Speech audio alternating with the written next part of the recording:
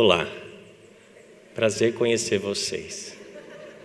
Este aqui, a foto, sou eu. Este jovem que tem uma pá tão grande quanto o próprio corpo e que tinha um ímpeto de um dia talvez ser um grande jardineiro. Eu sou filho de José, filho de Vilares, filho de Alfredo. Sou a quarta geração de uma família de imigrantes italianos que chegaram ao Brasil na segunda metade do século XIX, em busca de paz, em busca de oportunidades. Eles tinham pouca ou nenhuma instrução, mas eles sabiam muito. Eles nos ensinaram a amar, a cultivar a terra, a entendermos que nós fazemos parte desta terra e dependemos dela. Foi com este pé de couve que vocês veem à tela que nós crescemos. E cresci. Eu estudei muito. Venderam para nós um sonho, como filhos e netos de produtores, de que o sucesso moraria nas cidades, enérgicas, vibrantes, tecnológicas.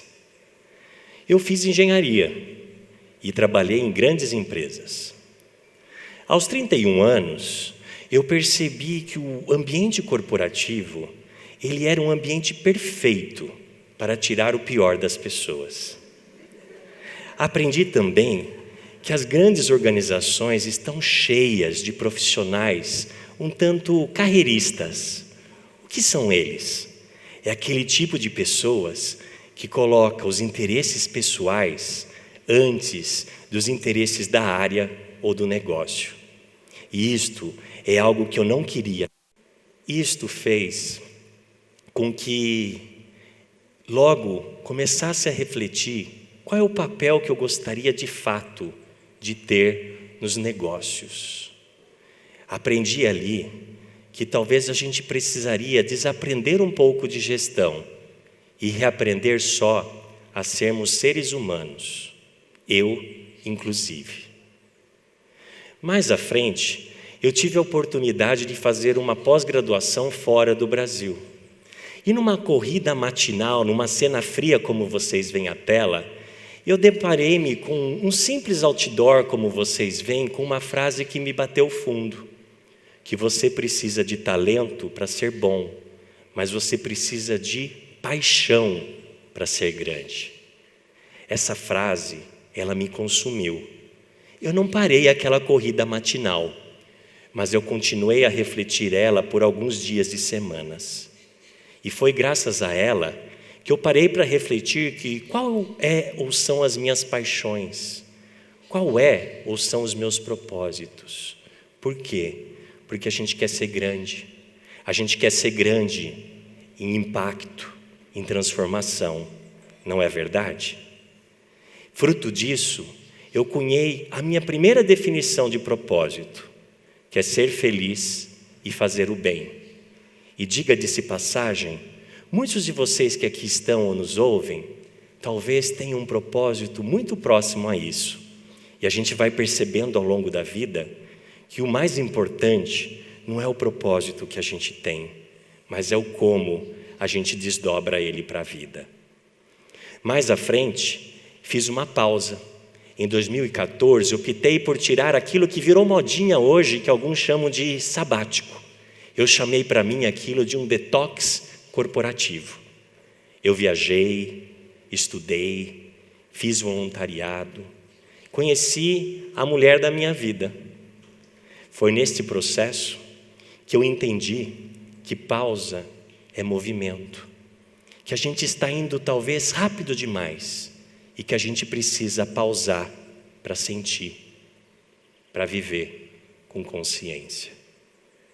Um ano depois, eu tive o privilégio de ser convidado para realizar um projeto no sul baiano, numa região compreendida de que muitos chamam de Costa do Cacau. Ali, eu me reconectei com produtores, com o campo, com a natureza.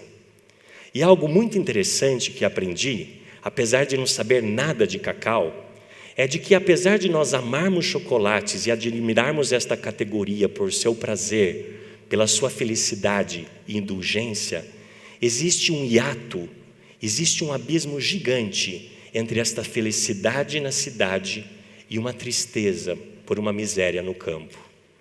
Isto me impactou tanto que fez com que naquele momento eu procurasse fazer algo por essas pessoas que vocês veem à tela. Esta é a primeira imagem, é o primeiro registro da rede de produtores de uma marca de chocolates que viria a criar logo depois. Pessoas mudam o mundo, pessoas se conectam e engajam. Fruto disso, eu conheci um pouco mais o que é esse universo tão amado, tão desejado, mundialmente conhecido, uma iguaria consumida por mais de 120 bilhões de pessoas, uma iguaria consumida por mais de bilhões de pessoas que movimenta uma cadeia de mais de 120 bilhões de dólares ao redor do mundo. Dizemos que 99% das pessoas amam chocolate e 1% delas mentem. Essa brincadeira, ela é um tanto verdade. Mas vamos passar um raio-x revelador nesta barra de chocolate para ver o que de fato existe por trás dela? Olhem só, este raio-x revelador nos mostra que temos, infelizmente, no mundo dos chocolates, uma alta concentração de açúcar. No Brasil, o brasileiro consome hoje 3 vezes mais açúcar do que o recomendado pela Organização Mundial de Saúde, promovendo uma indústria que gera em muitos obesidade, principalmente para as nossas crianças. A taxa de obesidade infantil no Brasil cresce 3 vezes mais do que da desnutrição. A legislação brasileira estabelece que um chocolate precisa ter cerca de 25% ou mais de sólidos de cacau. E a realidade do chocolate brasileiro não é muito longe disso. O que vem então? Gorduras, açúcares e outros químicos desnecessários. Nós precisamos mudar isso. Precisamos construir uma categoria em que, de fato, nós consumimos mais cacau e menos açúcar. O raio-x nos revela também uma baixíssima renda ao produtor. No Brasil, infelizmente, um produtor vive, na sua grande parte, com menos de um salário mínimo para sustentar uma família de 3 a 4 pessoas. E na África, onde boa parte do cacau que vem do mundo, essa realidade é ainda pior. Sem falarmos do desmatamento. Na África, nós temos cerca de 1/3 das áreas de Gana, ou 1/4 das áreas de Costa do Marfim, desmatados em virtude do cultivo do cacau.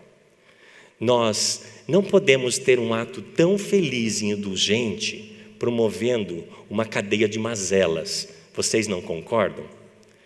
Com tais inquietudes e outras, fez que, em 2016, eu idealizasse e cofundasse um negócio de impacto social que viria a se tornar uma marca de chocolates relativamente conhecidas no Brasil. Queríamos, como primeiro e principal propósito, gerar renda digna para pequenos e médios produtores de cacau, por fazer com que eles recebam mais do que o mercado paga. E criamos chocolates como esses que vocês veem à tela, que trazem sabor e saúde, com mais cacau, menos açúcar, nada de gordura hidrogenada ou os tais químicos desnecessários. 100% desse chocolate vem da agrofloresta. Você sabe o que é uma agrofloresta?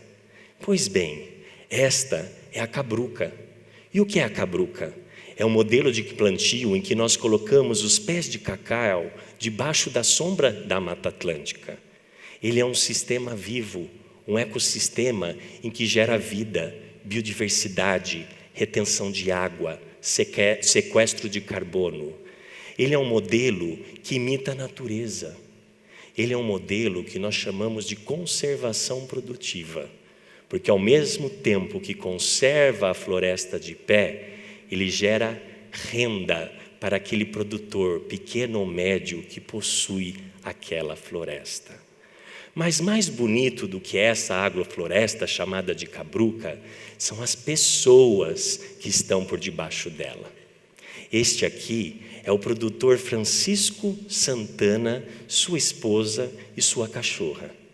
Ele foi o primeiro produtor dessa rede de produtores que hoje já tem algumas centenas de produtores engajados em produzirem um cacau de alta qualidade para permitir que nós, como amantes do chocolate, possamos desfrutar dessa iguaria tão saborosa. Esta é a família do seu Chiquinho, a qual, safra boa ou ruim, ele me escreve, me dá boas ou más notícias a respeito daquela sua safra. São pessoas que engajam pessoas. Negócios de impacto existem para mudar a vida de pessoas. E influenciado por isso, que logo percebi ao longo desses 10 anos de jornada, que cada desafio nós precisamos lê-los como oportunidades. Um dos desafios importantes de um negócio de impacto é gerar lucro. Hoje, estamos ainda perseguindo tal lucro, e para isso é necessário foco, escolhas e entender que precisamos respeitar o tempo. Não há como ter pressa, não há atalhos. Mas, quando olho para o futuro, quais são os 2 principais desafios que temos? O primeiro deles é o desafio de uma comunicação de impacto. Termos como sustentabilidade, ESG, propósito e até um pouco do storytelling, eles estão gastos. Eles já não engajam as pessoas para as mudanças necessárias. Eu não tenho resposta definitiva a esse desafio, mas já existem exercícios em busca de novas narrativas. E o segundo desafio é o desafio de que nós precisamos entender que o preço da gôndola, ela não está contando toda a história. Nós precisamos entender que sim, nós vamos precisar reprecificar o valor das coisas, porque o custo às pessoas, ao meio ambiente, não estão incorporados naquele produtinho demasiadamente barato. Fruto disso, em 2025, criamos uma iniciativa, movimento coletivo, que foi batizado de True Food, comida de verdade, no Brasil, começando pelo Brasil. E o objetivo dessa iniciativa é revelar o verdadeiro custo e preço do alimento saudável para que o brasileiro e o mundo possa fazer melhores escolhas. Para que consumidores conscientes entendam que sim, é possível consumir saúde e sabor com preços acessíveis. Para que empresas entendam que sim, é possível nós termos propósito e lucro combinados com geração de renda digna e manutenção da floresta de pé. Estes são os desejos que temos com esta iniciativa batizada de True Food. Para concluir, eu gostaria de deixar aqui um convite a todos nós. Nós vivemos todos num mundo de policrises. E o momento atual nos faz um convite, ter coragem para mudar. Nós precisamos mudar os nossos modos de viver, de consumir, de comunicar e de precificar as coisas. Nós precisamos fazer com que novos hábitos se tornem a realidade, não apenas bonitos e longos discursos. E eu não tenho dúvida que quando isso acontecer, nós vamos poder desfrutar não só um chocolate que é um bom docinho, mas uma sobremesa deliciosa que tem um recheio de florestas preservadas, de pessoas dignamente remuneradas e de saúde para milhões de pessoas. Muito obrigado.